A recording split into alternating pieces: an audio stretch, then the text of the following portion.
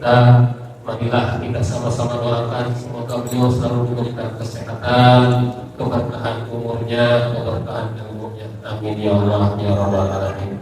Yang kami hormati segenap pengurus TKM Masjid Baitur Rahim, yang kami hormati tokoh masyarakat, aparatur pemerintahan, Bapak Yudi Kuku, Ketua BPD Pemasinan, Bapak Haji, Bapak calon haji, dan ibu-ibu haji sekalian majelis taklim yang insyaallah dirahmati Allah. Yang akan saya sebutkan namanya satu persatu, namun tidak mengurangi rasa kehormatan saya hormat sekalian. Baiklah, Bapak haji sekalian, kita buka acara taklim pada pagi hari ini dengan membacakan Ummul Quran. Semoga acara taklim pada pagi hari ini Allah berikan kelancaran, Allah tambahkan ilmu pemahaman kepada kita semua dan dapat kita aplikasikan dalam kehidupan kita sehari-hari. Ala hadiniya wa ala qawliyatin salihah wa ila hadratin nabi al-fatihah. A'udhu billahi minasy syaithanir rajim. Bismillahirrahmanirrahim. Alhamdulillahi rabbil alamin. Ar-rahmanir rahim. Maliki yaumiddin. Iyyaka na'budu wa iyyaka nasta'in. Ihdinas siratal mustaqim. Siratal ladzina an'amta 'alaihim ghairil maghdubi 'alaihim waladdallin.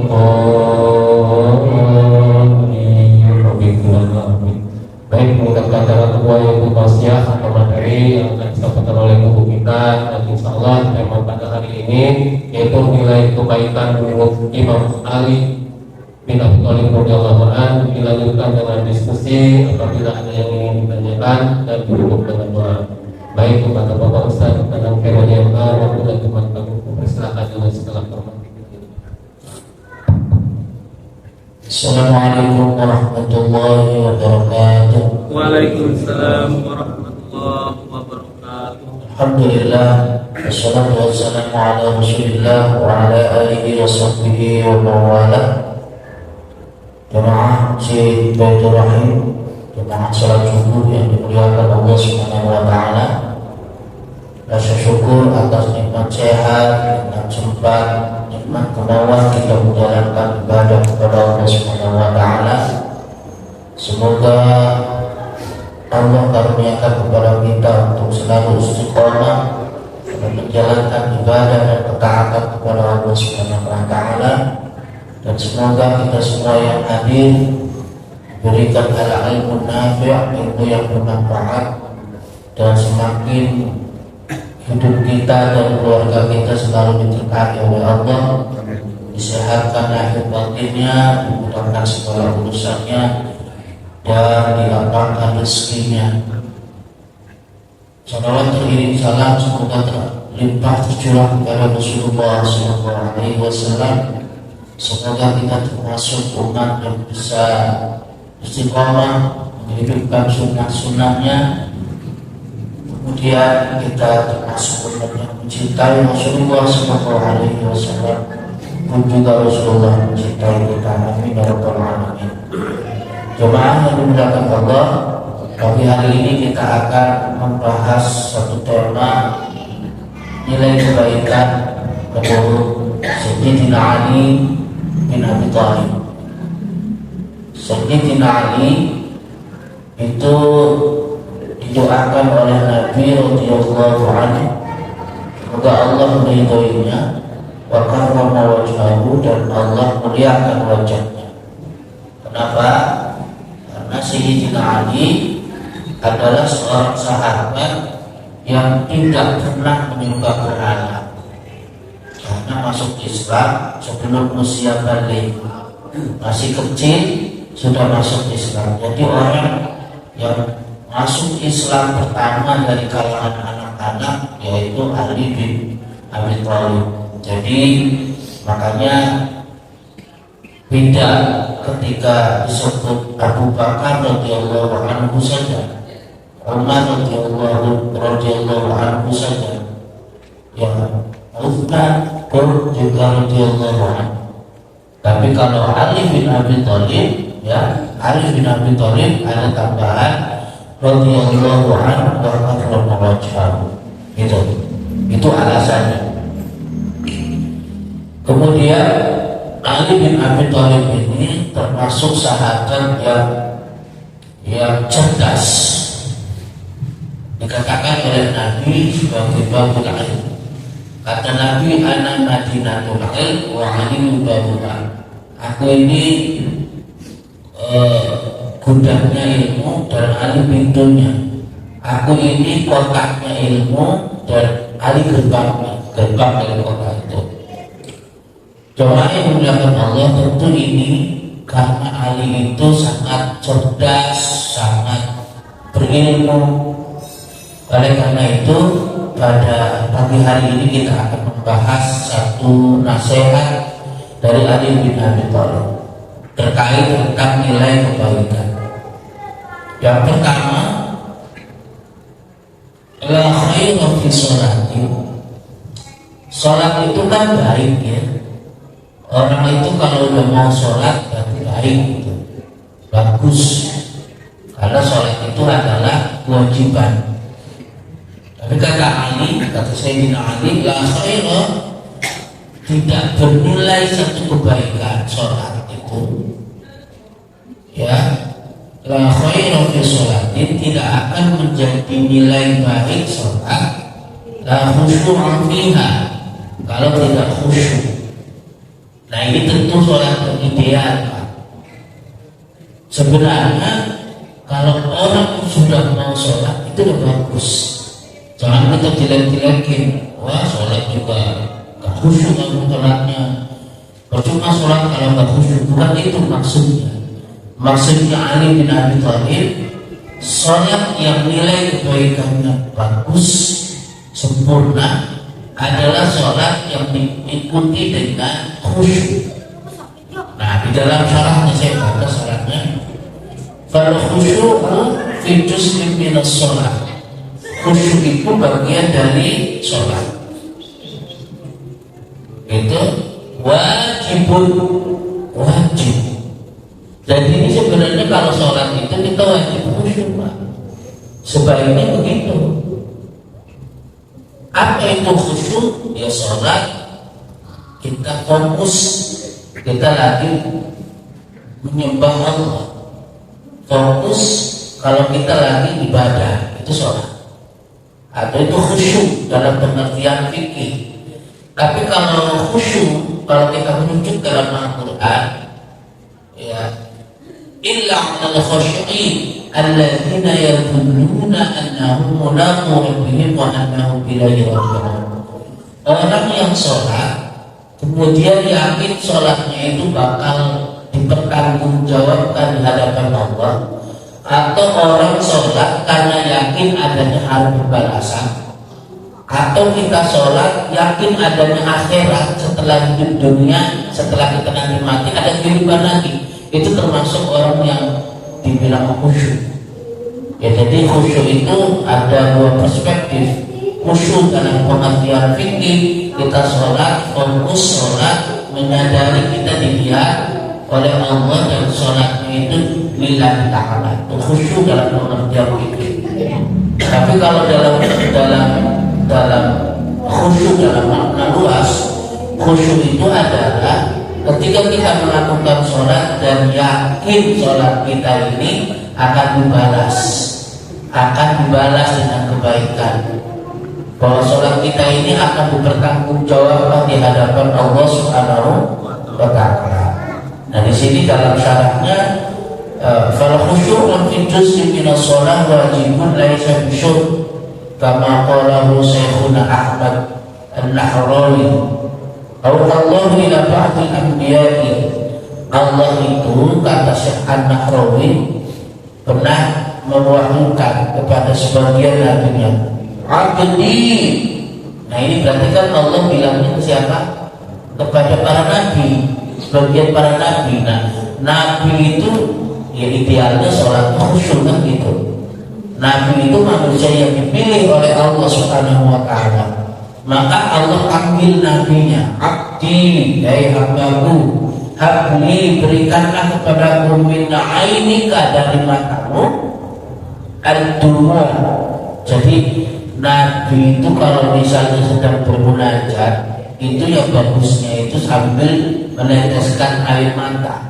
Nabi kalau istighfar baiknya itu meneteskan air mata, itu Nabi. Nah kalau kita nggak bisa, ya karena kita bukan Nabi. Tapi kalau kita bisa, alhamdulillah.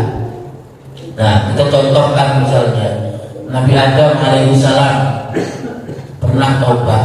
Itu katanya di dalam kitab ini, itu air matanya Nabi Adam, air mata taubatnya Nabi Adam itu lebih banyak seandainya dibandingkan dengan air matanya seluruh umat Nabi Muhammad dan air mata Nabi Daud alaihissalam. Karena Nabi Daud juga pernah taubat.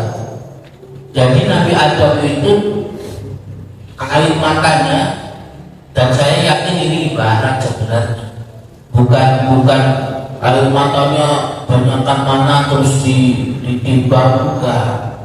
Pengangguran kalau ada yang begitu-begitu. Artinya Nabi Adam alaihissalam itu nangisnya luar biasa saat bertobat kepada Allah, dan sampai diibaratkan kalah. Seandainya air matanya Nabi Adam itu dibandingkan dengan air matanya Nabi Daud dan seluruh umat Nabi Muhammad, itu Nabi Adam air matanya lebih banyak. Ada banget nangis waktu taubat. Apa taubat Nabi Adam? Rabbana zalamna anfusana wa illam taghfir lana wa tarhamna lanakunanna minal khasirin. Nabi Daud juga pernah taubat kepada Allah. Di dalam Al-Quran disebutkan, ini nanti berbeda pendapat antara mufassir atau ahli tafsir ya. Nabi Daud itu pernah didatangi oleh dua orang yang berselisih ya terkait tentang kambing.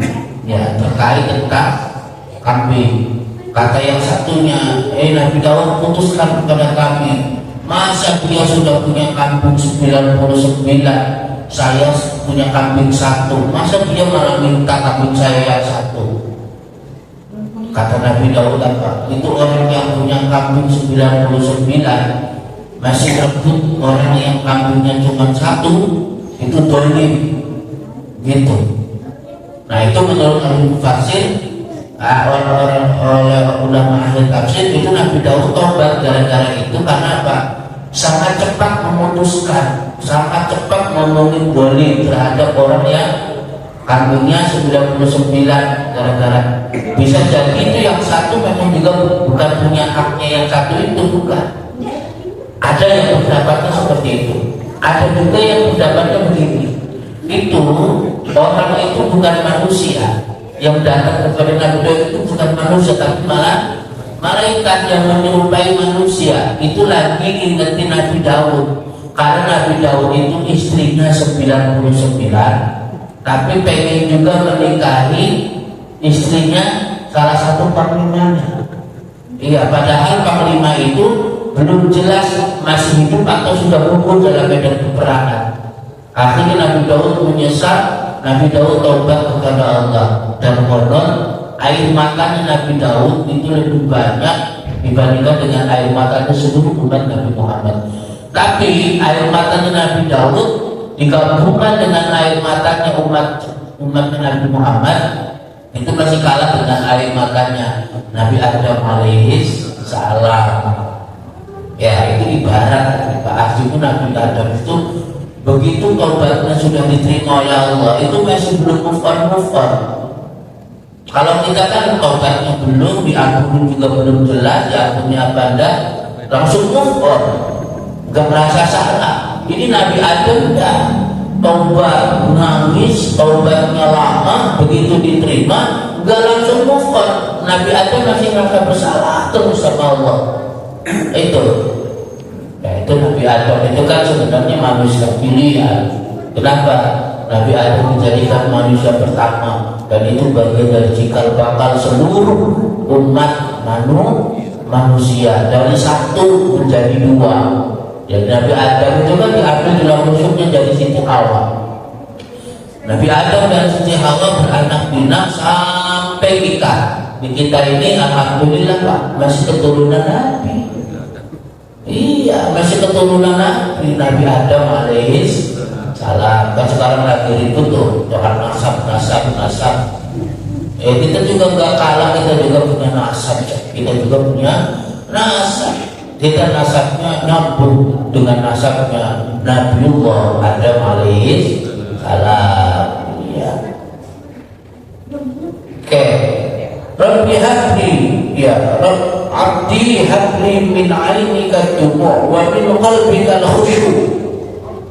Dan kami minta, kata Allah, dan aku minta dari hatimu khusyuk.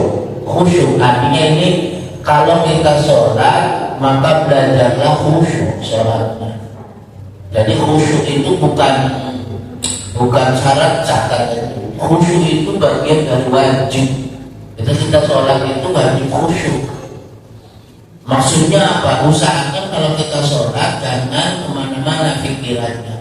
Makanya filosofi Allah Akbar, takbir pertama dalam sholat itu, Allah itu lebih penting daripada yang lain. Jangan sudah Allah Akbar masih ingat-ingat yang lain. Sudah Allah Akbar masih ingat duit, ya. Sudah Allah Akbar masih ingat lauk. Sudah Allah Akbar masih ingat pasar. Sudah Allah Akbar masih ingat jualan. Sudah Allah Akbar masih ingat kerjaan. Nah itu berarti tidak khusyuk. Nah makna Allah Akbar ini yang lain dihilangkan dulu saat kita sholat.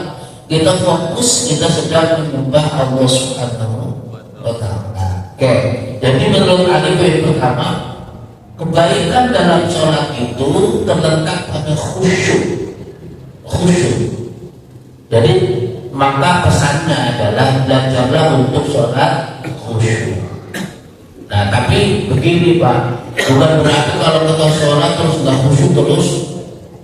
Kalau begitu nggak usah sholat, nggak begitu kesimpulannya. Sholat aja, khusyuk nggak khusyuk sholat aja, tapi kita harus belajar khusyuk. Yang pertama. Yang kedua, wala khaira fil qira'ah la tadabbur fiha. Ini Ali itu kan orang yang berilmu. Tidak punya nilai kebaikan yang sempurna saat kita baca Al-Quran kalau tidak disertai dengan tadabbur. Tadabbur itu berusaha memahami isi kandungannya. Kan kalau umumnya orang yang Quran baca ya baca aja. Perkara ngerti nggak ngerti pokoknya aku baca. Karena yang dikejar itu pahala hurufnya. Tapi kalau Ali bin Abi Thalib nggak begitu. Yang disebut baca Quran itu baca dan faham. Maksudnya itu. Karena memang idealisnya Sayyidina Ali. Kalau kita baca Al-Quran, kata Ali, biar kita ngerti, ya paham nih isi kandungannya. Bagaimana agar kita paham? Ya baca tafsirnya. Nah sekarang kalau untuk orang umum, untuk orang awam, jangankan memahami isi kandungannya. Kadang-kadang membacanya saja belum bisa atau bisa, tapi bacanya masih salah-salah. Tapi alhamdulillah, walaupun masih salah-salah masih mau baca daripada tidak mau baca sama sekali. Nah, karenanya saya ingin memotivasi teman-teman sekalian. Sekarang lagi proses hafalin Quran, masih muda hafalin Quran, masih muda pelajari Quran, pahami isi kandungannya. Jangan cuma hafal-hafal saja. Hafal, kalau nggak paham, ya tidak membawa hikmah yang punya nilai bagus. Cuman hafal doang. Hafal dan pahami isi kandungan, kadang-kadang isinya. Itu disebut dengan kebaikan membaca Quran yang bagus, kata Ali bin Abi Thalib. Kemudian la khaira fi shawmin lam tina'a fihi 'anil lahwi. Puasa itu kan bagus, Pak. Kalau orang puasa, mau puasa sunnah, mau puasa wajib, bagus. Dan puasa itu adalah satu amalan yang disyariatkan dalam Islam. Ada yang wajib, ada yang sunnah. Jadi kalau ada orang puasa itu bagus. Tapi kata Ali, nilai kebaikannya itu tidak akan menjadi baik kalau tidak disertai dengan menjaga lisan. Allah itu menjaga lisan dari kata-kata yang tidak bermanfaat. Lagi puasa, ngobrol terus. Yang diobrolin itu nggak semuanya penting, yang nggak penting juga diobrolin. Nah itu puasa yang tidak berkualitas, Pak.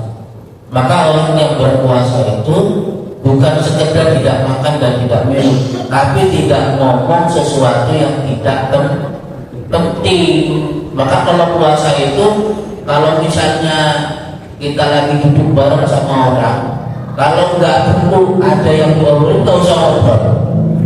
Ini diam aja, nggak apa-apa. Kali nanya, Pak gimana, Pak sehat? Alhamdulillah, udah. Jangan dicari-cari obrolan.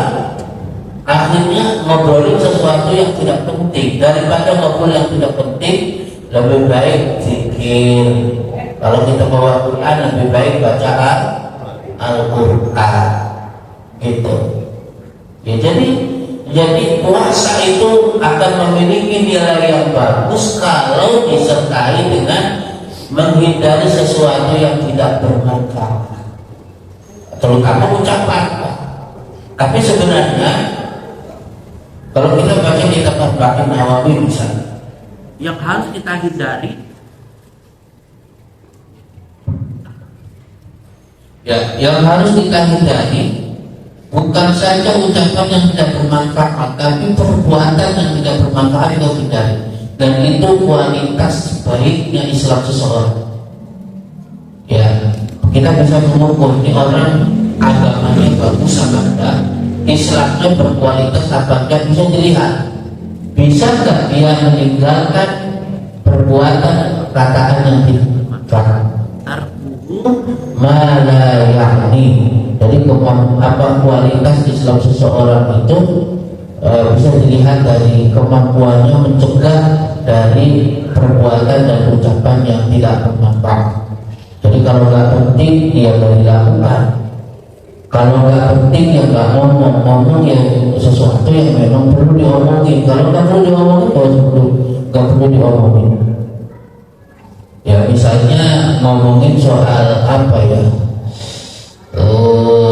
Yang ngobrolin sesuatu yang mending kalau ada manfaatnya di dunia ya. Ini di dunia nggak ada manfaatnya, di akhirat juga nggak ada manfaatnya. Misalnya gini, ibu-ibu nonton sinetron, sama-sama nonton, habis nonton ngobrolin lagi sinetron itu, seru banget ngobrolinnya. Padahal sinetron itu bohongan. Ya karena itu kan film, ada sutradaranya. Ya ngomongin dasar itu orang itu jahat itu, wah segala macam. Padahal itu bohongan. Dan sudah sama-sama nonton, ngapain itu ngobrolin lagi? Gitu. Habis nonton bola, itu payah itu harusnya jangan begini. Itu pemain itu goblok, itu harusnya dia masukin. Ngapain goblok? Udah bolanya sudah lewat, ngapain dia ngobrolin lagi? Orang yang kualitas keislamannya itu bagus, atau ngobrolin begitu Pak? Ngomong itu yang penting-penting saja. Kalau sudah nonton ya sudah, apalagi pertandingan bola itu udah lewat, sudah. Gak usah diobrolin sedemikian seriusnya. Tapi kalau sekedar gini Pak, biar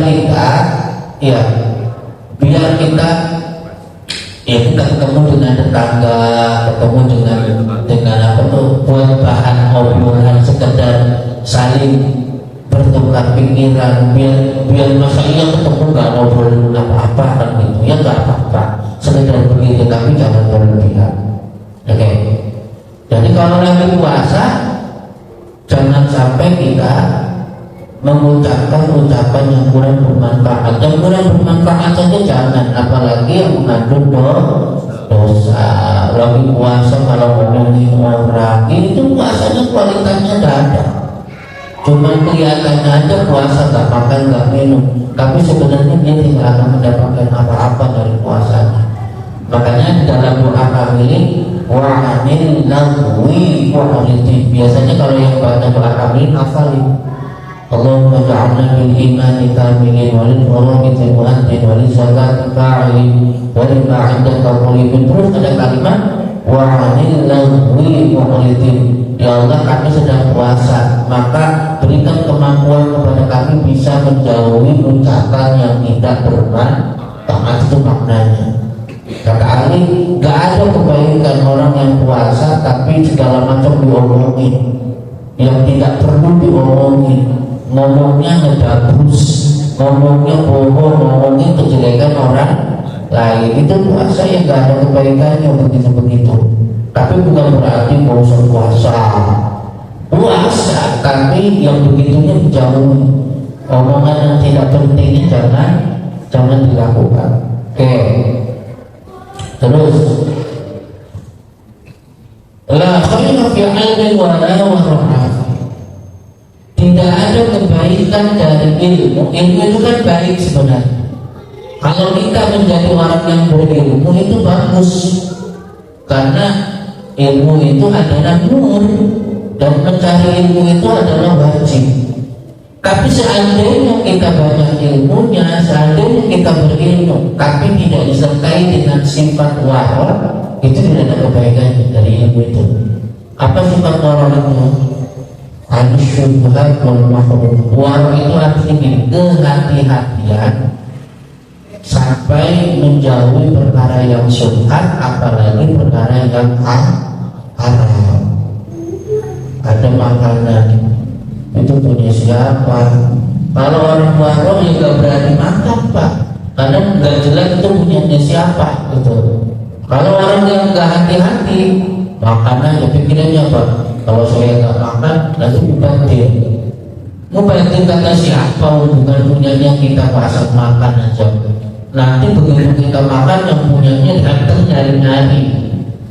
Jadi sesuatu yang belum jelas itu punya siapa, jangan sampai kita kira-kira. Paling-paling juga kalau yang punyanya tahu, ya paling juga dia ikhlasin makan aja daripada mau batin. Jangan, Pak, itu masih belum jelas.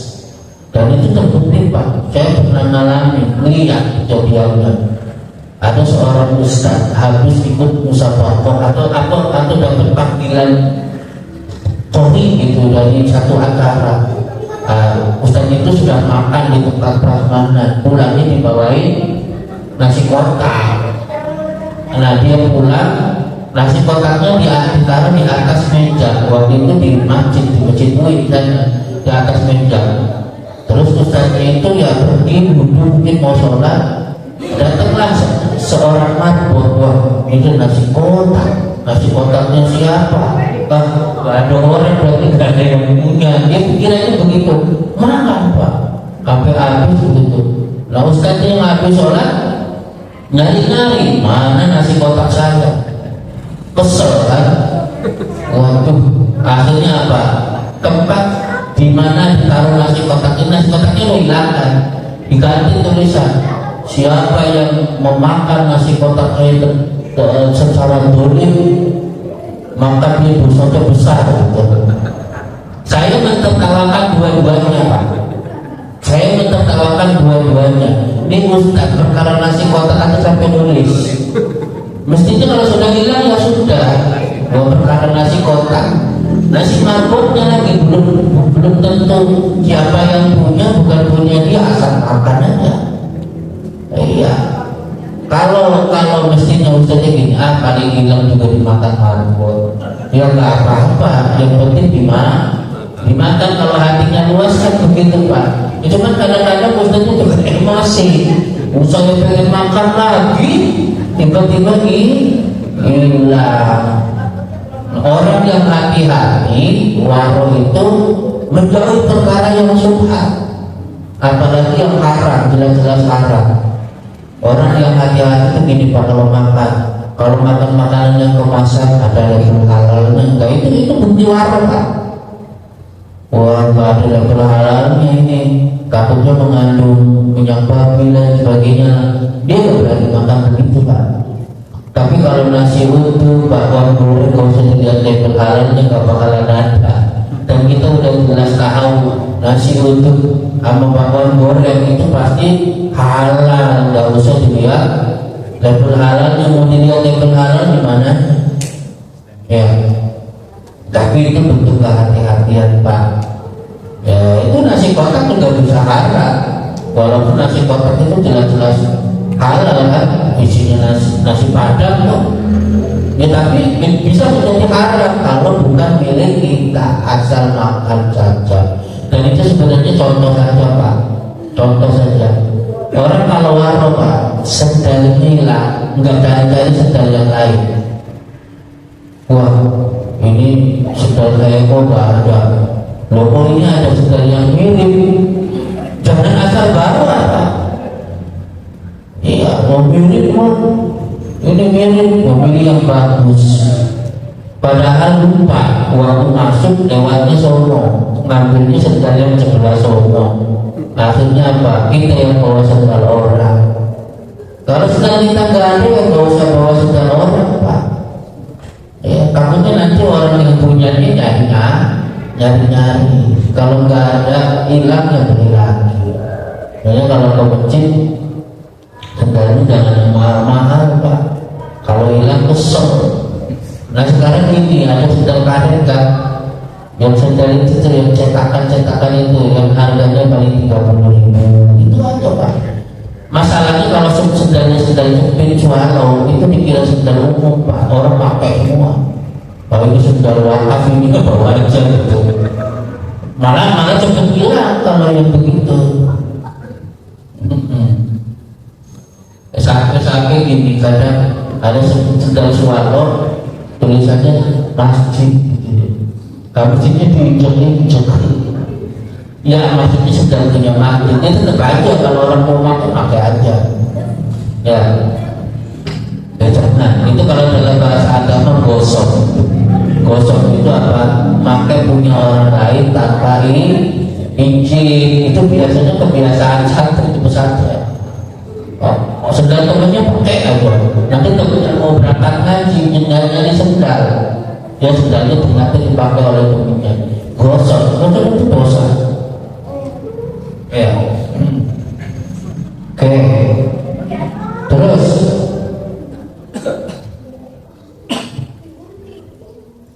ya. La khayra fi malin la sakhata fi. Kalau kita punya harta itu bagus. Kalau kita punya kelebihan rezeki itu bagus, tapi kata Ali, nilai kebaikannya itu akan hilang kalau tidak disertai dengan syahwat. Syahwat itu bermanfaat. Orang kaya akan benar-benar menjadi baik kalau dia kaya dan dermawan. Orang kaya tidak akan menjadi baik kalau dia pelit. Ya, ini ada hadis Nabi. Ada hadis Nabi yang menurut saya ini penting untuk disampaikan. Qala Nabi sallallahu alaihi wasallam, "Ma fataha rajulun baba 'atiyah bi sadaqatin aw silatin illa zadahu Allah biha kathratu." Tidaklah seseorang membuka pintu pemberian. 'Atiyah itu pemberian. Bi sadaqatin dengan sedekah, ausillah atau silaturahim, terkecuali rezekinya bakal dibikin banyak oleh Allah. Maksudnya begini Pak, ini saya sebutnya mental kaya. Kalau dalam hati kita bawaannya itu pengen bantu orang, bawaannya itu pengen ngasih orang, pengen nyenengin orang, pengen sedekah, itu nanti rezekinya bakal dibikin banyak oleh Allah. Kalau mentalnya mental pengennya ngasih, ya pengennya memberi, pengennya bantu, pengennya ngasih sedekah, itu nanti rezekinya bakal ditambah oleh Allah. Kalau dalam teori motivator gini Pak, kalau orang minta rezeki sama Allah, ya Allah berikan rezeki kepadaku yang banyak, bukan untuk diriku sendiri, bukan untuk keluargaku saja ya Allah, tapi saya juga pengen ngebantu banyak orang. Masih banyak keluargaku yang masih susah. Kalau saya rezekinya banyak, insya Allah saya akan bantu mereka. Itu rezekinya dibikin banyak sama Allah Pak. Karena kita mintanya bukan cuma untuk sendiri. Ya, ibarat rezeki itu hujan. Kalau kita nyiapin wadahnya banyak, maka dapatnya banyak. Ember, kita siapin hujan, siapin ember. Sebelah sana ada ember, kita siapin semua. Nanti hujannya reda, kita dapat airnya banyak karena kita nyiapin tempat penampungan yang banyak. Tapi kalau kita nyiapinnya cuma gelas, ditaruh di depan rumah hujan, ya air yang tertampungnya segelas itu saja. Ini ibarat bahwa kalau kita mentalnya mental kaya, pengen bantu orang, pengen menghilangkan kesusahan orang. Pokoknya saya, misalnya gini Pak, pokoknya saya setiap bulan pengen nyantunin 10 anak yatim. Nah, duitnya dari mana lu misalnya? Udahlah insya Allah ada rezeki. Itu nanti ada rezekinya Pak, karena kita sudah niat baik. Nah sebaliknya kata Nabi, wa ma'afat harujul babal masalah yuridu biha kasratan illa zadallahu minaqillah. Barang siapa yang membuka pintu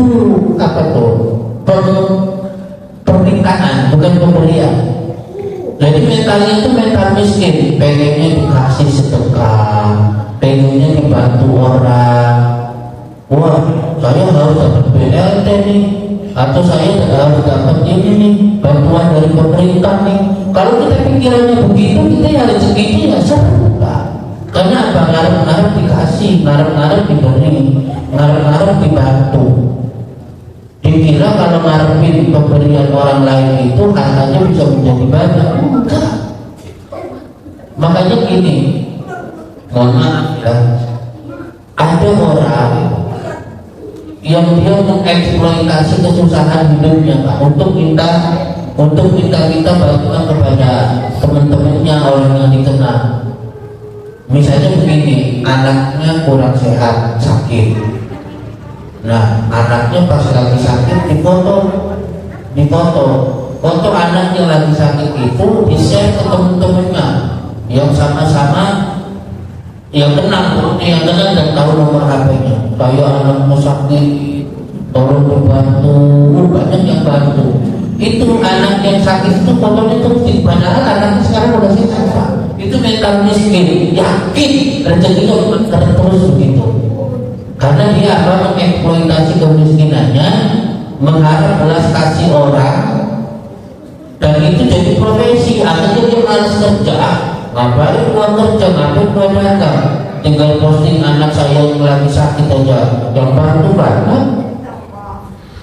Dan itu faktanya ada yang begitu Pak. Dan sampai sekarang hidupnya susah terus. Makanya jangan pernah ngarep-ngarep dibantu. Ya ada yang bantu, ada yang ngasih, diterima namanya rezeki. Tapi ngarep-ngarep itu jangan Pak. Apalagi kita masih punya kemampuan. Kadang-kadang bagi-bagi sembako, ya bagi-bagi sembako menjelang bulan Ramadan, yang gak kebagian marah-marah. Padahal apa? Masih punya kontrakan, HP-nya bagus, dan fakta begitu ngantri sembako, yang ngantri itu ya pakai gelang emas segala macam. Nah itu berarti mentalnya mental miskin. Padahal dia masih bisa makan, tapi ngarep-ngarep dibantu. Kalau nggak dibantu marah-marah. Gitu. Jangan sampai. Nah mentalnya harus mental kaya biar kita benar-benar dijadikan kaya. Saya pernah melihat postingan YouTube ini Pak. Ada seorang motivator.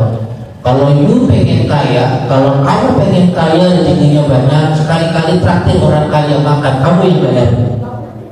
Oh, biasanya kan kita kalau makan sama orang yang kaya kan kita yang pengen dibayarin. Sekali-kali dibalik Pak, gak usah bayar Pak, saya yang bayarin, kan keren. Bisa mentraktir orang kaya ditraktir. Di traktirnya di mana? Di warteg. Kayak enggak apa di warteg lumayan, walaupun di warteg, tapi kita yang bayarin gitu. Jangan minta di traktirnya bisa buaci. Kalau satu haji itu satu orang sekali makan itu 250.000. Kita boleh makan apa aja sekenyangnya Pak. Bagiannya satu. Kalau yang makan itu yang porsi makannya banyak itu sabu hati begitu. Tapi kan yang makan di sabu hati orang yang duitnya banyak. Biasanya orang kaya itu kalau makan justru gak banyak, makannya dikit gitu. Nah jadi gini, kalau kita pengen rezekinya banyak, maka mentalnya harus ditanamkan mental kaya, pengennya ngasih, pengennya memberi. Kalau nggak bisa ngasih banyak ya sedikit, gitu kan? Berarti mentalnya mental apa yang bisa saya berikan untuk orang lain. Nih di masjid, aktif di masjid, jangan mikirin apa yang saya dapat dari masjid, jangan. Tapi apa yang bisa saya bantu untuk masjid, itu mental kaya begitu, insya Allah masjidnya akan diubah oleh Allah Subhanahu wa Ta'ala. Lanjut, ada 2 poin lagi. Saya percepat. Wala khairu fi ikhwatin akhadidhufiha. Tidak ada kebaikan dalam sahabatan kalau tidak saling menjaga. Maksudnya gini Pak,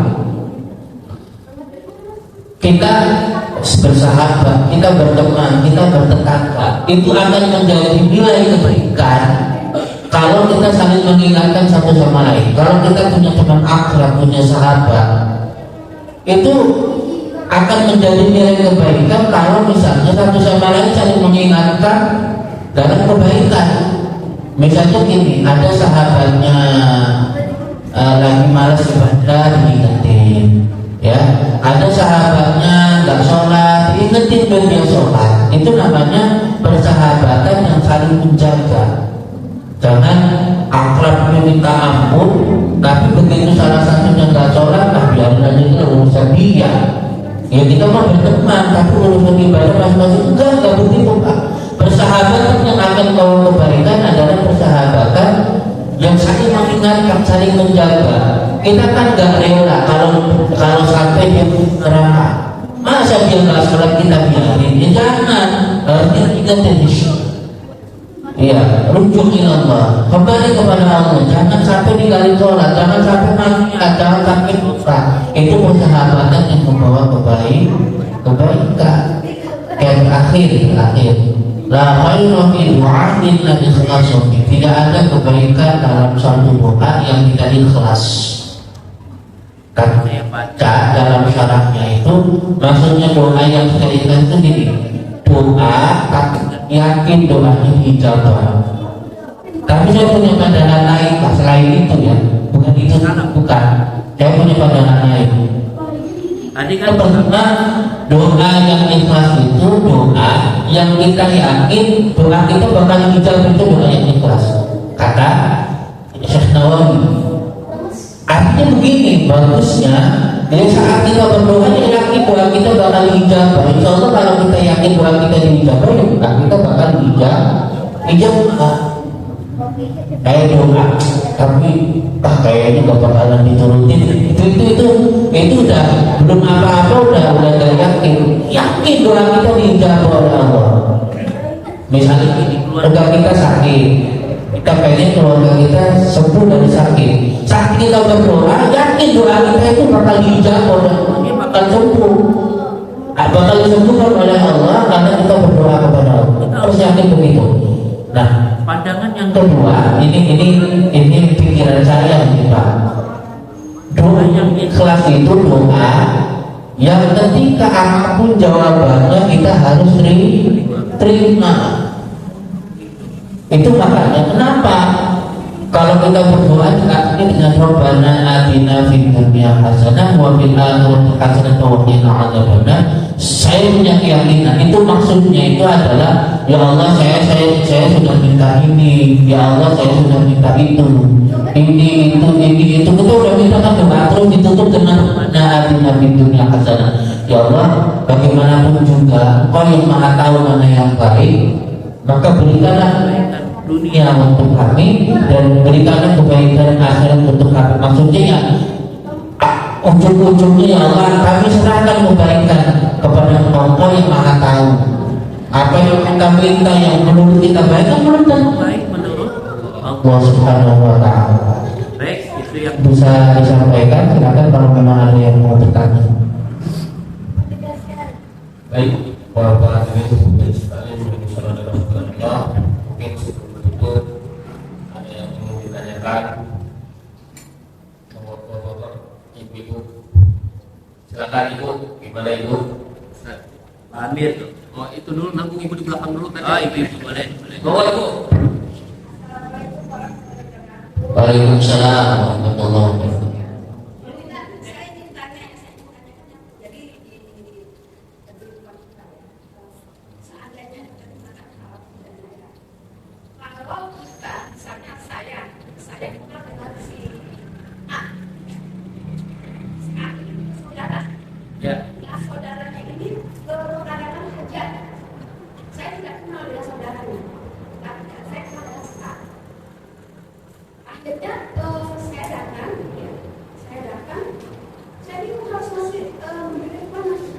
saya berpikir kepada si yang hajat. Setelah saya berpikir kira-kira haram nggak ya? Karena kan saya tidak kenal orang tersebut, gitu kan? Karena saya diundang sama orang yang saudaranya lah. Itu gimana Pak Ustaz? Yang menjadi saya. Bukan. Udah itu aja.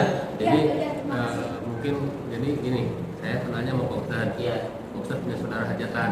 Hajatan. Ya. Jadi nggak siapapun itu saya ke yang mau Ustaz aja, bukan ke Pak Ustaz. Jadi gimana?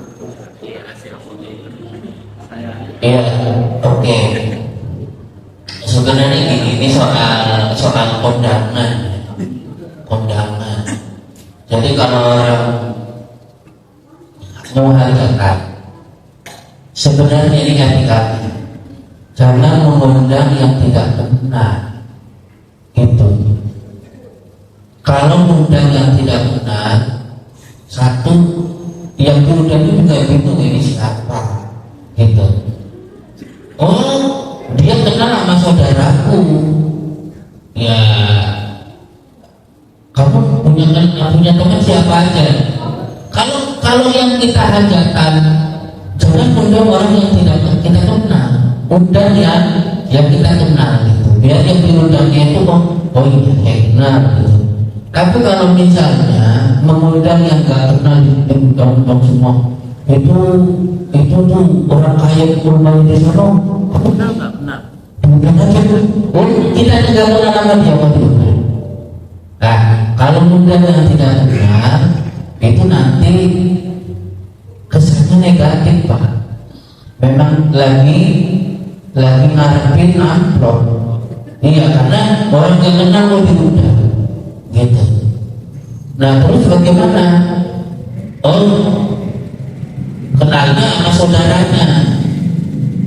Ya terus amplopnya dikasih ke saudaranya yang sama-sama kenal. Ya kan dia yang bukan hajatnya. Ya salah juga kalau dia terima. Kalaupun dia terima, ya nanti bisa disampaikan kepada yang hajatannya. Oh ini dari siapa? Ini dari temanku. Kamu memang gak kenal, tapi aku undang. Karena kamu kan saudara saya. Jadi saya undang. Ya, terus dia mau kondangan, jadi kasih buat yang hajatnya. Barangkali yang kondangannya itu niat buat apa tuh? Buat ngebantu. Orang yang hajatan itu kan pengeluarannya banyak. Barangkali mau bayar tenda, mau bayar pelaminan. Ya walaupun yang kondangannya nggak kenal disampaikan itu kan amanah Pak. Jangan sampai kan dia kenalan dia nitip buat aku ya nggak bisa, nggak boleh. Kayak lain silakan Pak. Pak Amir silakan. Ya? Ya kalau nggak boleh itu hukumnya haram berarti. Iya. Haram terima amplop yang bukan haknya. Iya, kalau orang yang kondangan itu tetap datang, walaupun yang ada tidak kenal terus dia ngapor itu diterima, nggak apa-apa karena yang kondangannya itu udah niat kasih. Tapi kalau amplopnya buat saya, coba kenalnya sama saya dititipin ya berarti buat saya, dititipin buat saya, nggak boleh, silakan lain, ya kasih. Silakan. Waalaikumsalam. Nah, kalau mengatakan bahwa undurnya asal-jagung ya saja. Tapi kadang-kadang nggak minta sekian lama belum juga dikabulkan tuh gimana Ustaz? Ya, ini astajib laku. Udah minta sekian lama tapi kok nggak dikabulkan. Nabi Musa alaihissalam pengen bisa membinasakan Fir'aun itu dikabulkan 40 tahun kemudian. Pak Amir doanya apa? Dari mulai doa sampai sekarang udah berapa lama? Nabi Musa pengen bisa membinasakan Fir'aun itu benar-benar Fir'aun ditenggelamkan oleh Allah itu 40 tahun. Itu Nabi Musa kalimullah yang biasa ngobrol dengan Allah. Artinya memang begini Pak, saat kita berdoa itu pasti dijawab sama Allah. Tapi jawabannya itu nggak mesti sesuai dengan kemauan kita. Itu satu. Dan boleh jadi Allah sudah jawab Pak. Cuma jawabannya kita nggak ngerti. Orang saya minta rezeki yang banyak, saya minta kaya kok malah dikasih miskin, misalnya begitu. Ternyata itu jawaban Allah, kamu tuh lebih bagus miskin, karena dengan miskin kamu doa terus. Allah tahu potongan kita kalau jadi orang kaya itu pasti jadi malah lupa ibadah. Misalnya minta kaya dikasih miskin, nah miskin itu jawaban yang terbaik karena Allah maha tahu. Boleh jadi Allah apa tuh jawabannya itu tidak sesuai dengan keinginan kita, atau dijawab tapi waktunya bukan kita yang menentukan tapi Allah, atau Allah ganti dengan yang lebih baik. Ya Allah ganti lebih baik, atau nanti Allah kasihnya nanti di akhirat Pak. Itu jawab juga. Ada satu ini, tapi saya belum baca hadisnya ya. Tapi saya dengar dari Prof ini, Kiai Haji Al Siraj, ya mantan ketua PBNU. Beliau pernah menjelaskan gini: seandainya orang itu tahu ganti dari doa yang belum dijawab oleh Allah, ganti dari doa yang tidak terkabul, maka orang itu akan mengingat doanya tidak terkabul oleh Allah. Itu kenapa? Ternyata doa yang tidak dikabul gantinya itu lebih besar dari apa yang kita minta nanti. Doa itu ibadah Pak. Kalau kita sudah berdoa itu berarti kita mendapatkan pahala. Besarnya pahala itu lebih besar dari apa sebenarnya yang kita pengenin. Ya Allah, saya pengen punya sepeda, minta ke Allah. Itu sepeda itu tidak lebih berharga daripada pahala dari doa kita. Doa itu ibadah Pak. Tapi boleh kita minta apa saja, malah pengen beli sendal minta ke Allah tidak apa-apa. Ada kan orang bilang, oh perkara beli sendal itu doa sama Allah. Ya nggak apa-apa. Sendal itu kan penting, walaupun murah kalau nggak ada duitnya nggak ada. Masa harus ambil punya orang? Jadi kenapa doa kita belum dijawab? Ya boleh jadi Allah sudah jawab, tapi jawabannya tidak sesuai dengan keinginan kita, karena Allah sayang sama kita. Allah kasih dari bentuk yang lain. Enggak dikasih kaya tapi sehat, enggak dikasih kaya tapi semangat ibadah. Ini dalam kitab suka begitu. Saya bahasa Arabnya lupa Pak. Ini hikmahnya Ibnu Athaillah. Ada orang yang dikasih harta tapi dia tidak dikasih semangatnya ibadah. Ada orang yang dikasih harta tapi tidak dikasih semangatnya ibadah. Ada orang yang hartanya pas-pasan tapi dikasih semangatnya ibadah. Itu kalau dalam perspektif agama lebih baik yang kedua, hartanya nggak banyak tapi semangat ibadahnya ada. Kan